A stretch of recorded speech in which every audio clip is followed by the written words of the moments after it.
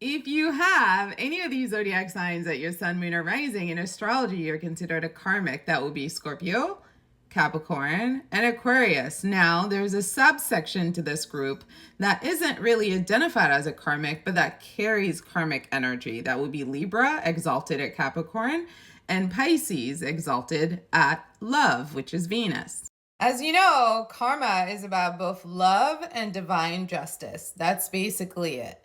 If you are a karmic, intimate love relationships are going to be challenging because you have previous karmic debt that you're here to repay. This is why love relationships for you guys are a lot more brutal than the others. You guys have lessons to learn about how to be a good lover when it comes to how we do relationships with each other fairly, okay?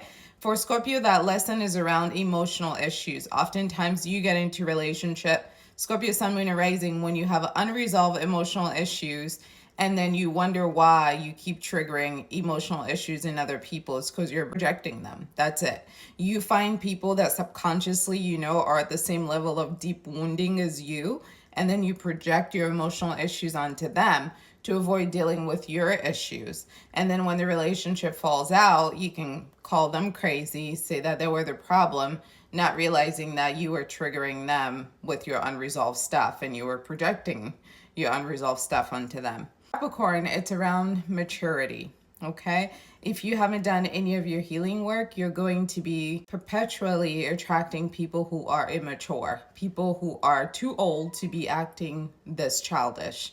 And unfortunately for you, that will be like a source of excitement and tension. Subconsciously, karmics are tension-ridden people because they know that they have some debt they need to repay. So they're naturally drawn towards people that give them that tension because it feeds this narrative that they have to work twice as hard for everything.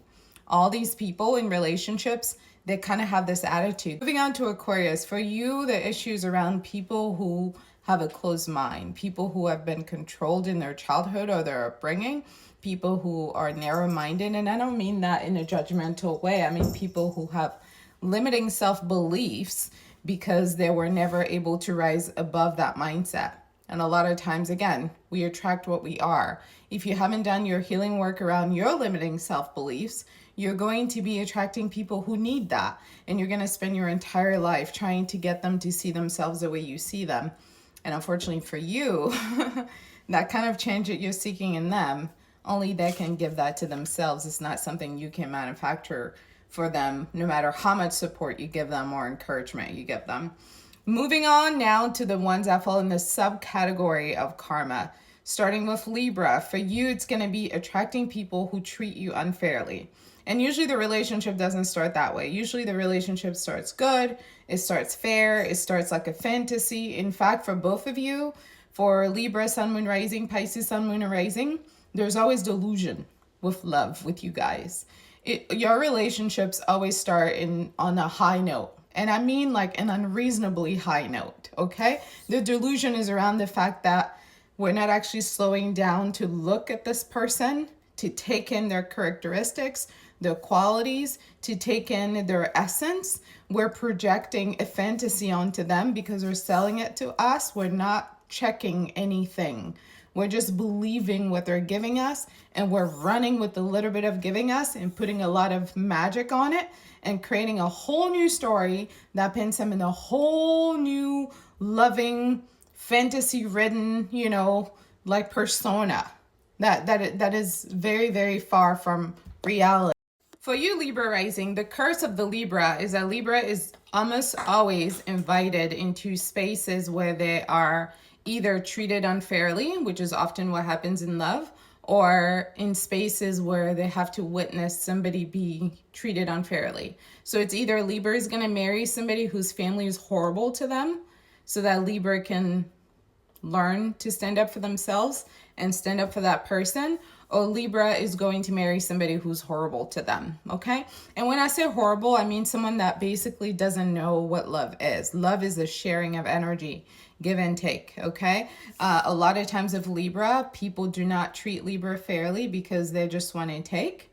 They don't want to give. They don't actually believe in give and take, which means they don't know how to love. For you, Pisces, it's that you attract people who have never been loved before, people who are dehydrated when it comes to love, people who are in desperate need of acceptance, of love, of receiving nurturing, of receiving support. And oftentimes when you haven't healed your own wound around being loved properly, because Pisces, Sun, Moon, and Rising come from caregivers who use them instead of loving them. And what I mean by that is their caregivers are very strategic with how they give Pisces love, how they give Pisces attention, how they basically make Pisces feel appreciated. And it's always tied to something selfish. Pisces, Sun, Moon, and Rising are raised by people who are emotionally selfish, people who are not capable of emotional depth, people who come into relationships with that Pisces with the intent of getting something from them. And they know how to manipulate Pisces, Sun, Moon, and Rising children to get exactly what they want from them without actually being present with the child, without actually being emotionally available, without actually making their reservoir of love, transparent. There is no depth in those relationships. It's all performative. So when Pisces finally meet somebody that's given them love, they assume that it's coming from a good place. And oftentimes Pisces attract a lot of narcissists, Sun, Moon, and Rising, people who are very calculating with how they give love and what they seek to receive back from the love and the attention they give. But Pisces is usually the last one to catch on to the fact that this is a game, it's a performance, and they're actually just a pawn in that game, and they're being used. They're a player in a game, and they're being used to fill other people's emotional cup. But they don't know that. They think the person doesn't know what they're doing. They think the person needs help. They think the person is struggling. Pisces, Sun, Moon, and Rising have unconditional love and support for their oppressors. They're typically people who will come to their friends and talk about how badly their person is treating them. And then when their friends start to talk about how terrible the situation is, Pisces will then turn on their friend and defend their lover. That's the energy of Pisces, Sun, Moon, and Rising, because then they've never been loved properly. So when they get a taste of it, they're willing to pay all and everything that they can pay for. It doesn't matter. People will rob them blind. They're still there. People will beat them. They're still there. People will make them feel small and berate them emotionally. They're still there. You name it. People have done it to Pisces, Sun, Moon, and Rising, and they're still fighting for that love. This is the toxicity I'm talking about. All karmics have a toxic relationship with love. All karmics are terrible people in love, not because they're not good people, but because they have past karmic baggage with love that they need to heal. And many of them are not willing to confront themselves. They think going into relationship will fix the inadequacies they have in themselves, when really they're supposed to be healing that before they get into a relationship. So if you're one of these signs, don't be surprised if you keep attracting people that you naturally don't vibe with.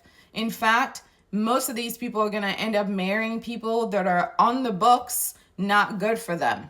Most of these people are going to end up marrying people that hurt them, because that is part of their karmic debt. They have their soul's calling is to purge themselves of toxicity when it comes to love. And the only way to do that is for them to manifest people whose way of doing love is toxic, so those people can force them into self-reflection, which can then get them to love themselves more deeply. Because when we truly love ourselves deeply, we're not available for a version of love that harms us. You can book your astrology reading at intuitivehealing.com. You can also watch videos at Intuitive Healing here on YouTube for Astrology 101 content. Listen to the Aquarius podcast on Spotify, as well as here on YouTube for your horoscope. If you're interested in astrology and love connections, you can visit at Styled Under Libra. And of course, for health and wellness and holistic healing, visit at Styled Under Virgo for all of your astrology content. Thanks so much for watching.